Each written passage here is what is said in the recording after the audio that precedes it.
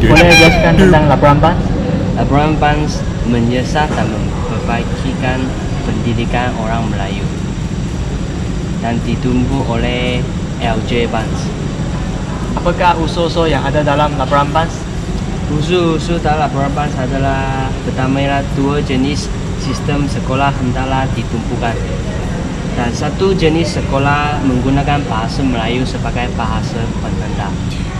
Dan ketiga adalah bahasa Cina dan bahasa Tamil yang diajarkan sekiranya 15 orang murid atau ingin mempelajari bahasa tersebut.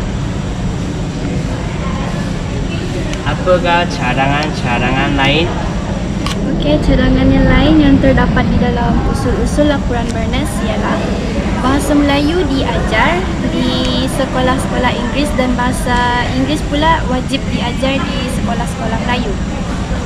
Seterusnya, sekolah dua-bahasa diadakan dan bahasa pengantar yang digunakan ialah bahasa Inggeris dan bahasa Melayu. Dan usul yang terakhir, sekolah-sekolah vernakular dalam bahasa Melayu, bahasa Cina dan bahasa Tamil akan ditukar kepada sekolah kebangsaan. Jadi sekolah-sekolah ini akan menggunakan bahasa kebangsaan iaitu bahasa Melayu. Oh, begitulah laporan PANS. Terima kasih. Let's get ready to rumble! FENWU 1951 diketuai oleh Dr. Feng dari Setiausaha Kerja Bersekutu di Negara China dan Dr. Wu dari Pertubuhan Bangsa-Bangsa Bersatu. Diadakan sebagai reaksi tidak puas hati masyarakat China terhadap Barnes 1950. Matlamat adalah mengkaji dan menilai semua kewajaran laporan Barnes pada tahun 1950. Antara cadangan laporan FENWU adalah sekolah vernakular iaitu sekolah Cina, sekolah Melayu dan sekolah Tamil dibenarkan beroperasi dengan menggunakan 3 bahasa iaitu bahasa Melayu, bahasa Cina dan bahasa Tamil. Kedua, sekolah-sekolah aliran jenis kebangsaan sekolah Inggeris dikekalkan. Ketiga, sekolah-sekolah vokasional terus dikembangkan untuk menampung keperluan tenaga pekerja mahir yang diperlukan untuk pembangunan negara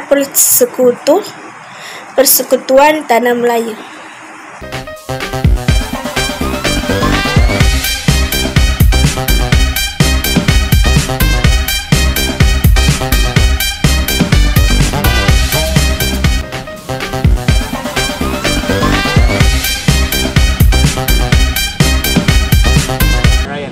Apakah pengantar raja yang kamu tahu? Mazhab yang saya tahu adalah semua sekolah di tanah air mempunyai sukatan yang sama. Kedua, bahasa Melayu dijadikan bahasa kebangsaan dan menjadi bahasa pengantar ilmu. Ketiga, bahasa Melayu dan bahasa Inggeris diwajibkan bagi semua sekolah rendah dan sekolah menengah. Keempat, bagi sekolah jenis kebangsaan, bahasa Inggeris, Cina dan Tamil menjadi bahasa pengantar. Selain itu, mungkin boleh tambah. Bagi yang saya tahu, sekolah-sekolah rendah ditukar kepada sekolah kebangsaan dan bahasa Melayu sebagai bahasa pengantar utama. Yang seterusnya, penubuhan 1 jenis sekolah sahaja yang terbuka kepada semua kaum.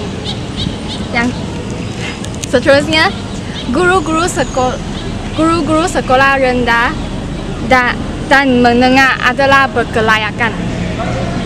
Yang ke-8, sistem pendidikan sekolah menengah terbahagi kepada 3, iaitu sekolah menengah rendah SMA, sekolah menengah atas SMA dan pra-university. Yang akhir sekali, semua guru diletakkan di bawah 1 perkhidmatan profesional dan jemaah menaja persekutuan ditumpukan. Itu saja yang saya tahu.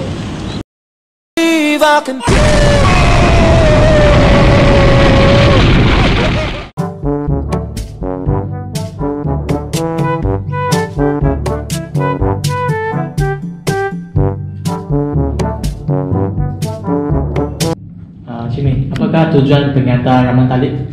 Tujuan penyataan Ramadan Talib adalah untuk mengkaji dan menyemak semula penyataan razak. Ia diketuai oleh Menteri Pelajaran yaitu Abdul Rahman Talib.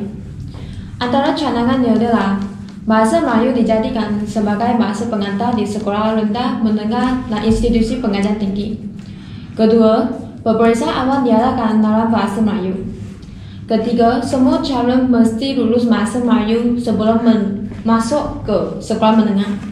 Yang keempat, penubuhan sekolah menengah lanjutan yang menawarkan khusus vocational selama 3 tahun untuk melatih kemahiran kepada pelajar yang gagal ekonomi. Okey, apakah cadangan kamu? Cadangan saya pula, salah satunya semua sekolah yang ada pelbagai bahasa, tidak kira dalam Melayu, Cina atau India, tetap akan dibagi edukasi percuma. So next pula, bagi sekolah yang ada beragama Islam, dia kena ada 15 orang pelajar, baru sistem mengajar agama Islam itu akan ada di sekolah tu. Dan bagi yang moral pula, pelajar pada tahun 4 dan tahun 5 akan diwajibkan mengambil mata pelajaran moral. Okey, terima kasih.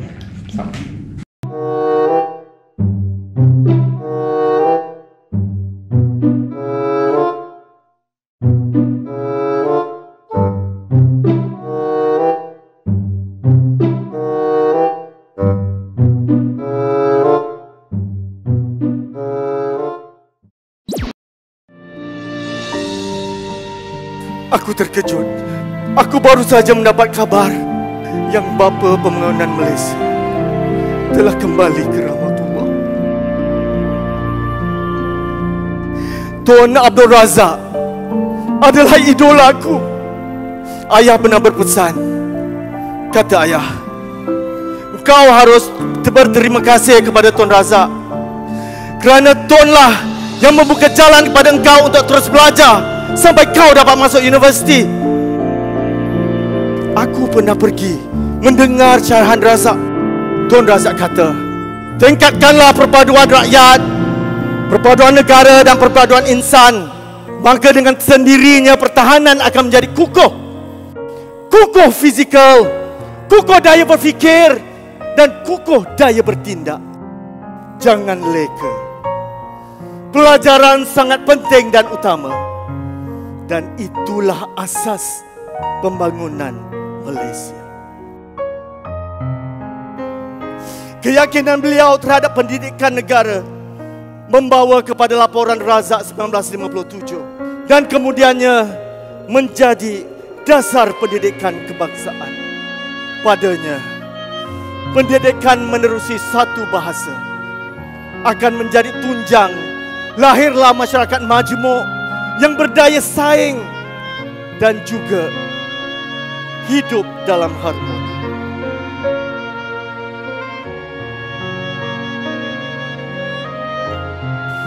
Kemerosotan kesihatan beliau telah membawa beliau terpaksa terbang ke London. Tiada siapa yang sangka itulah detik terakhir Tuan Abdul Razak bersama kita.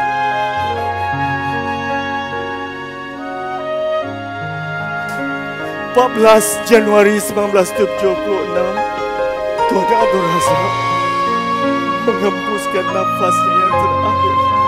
Coretan dari New Straits Times, seluruh hidupnya untuk Malaysia. Setiap orang ada impiannya. Hanya segelintir yang mempunyai impian yang agung. Impian Tuan adalah sebuah Malaysia pada rakyatnya bersatu, bertindak serentak, bekerja seiring ke arah keadilan sosial bagi seluruh rakyat Malaysia.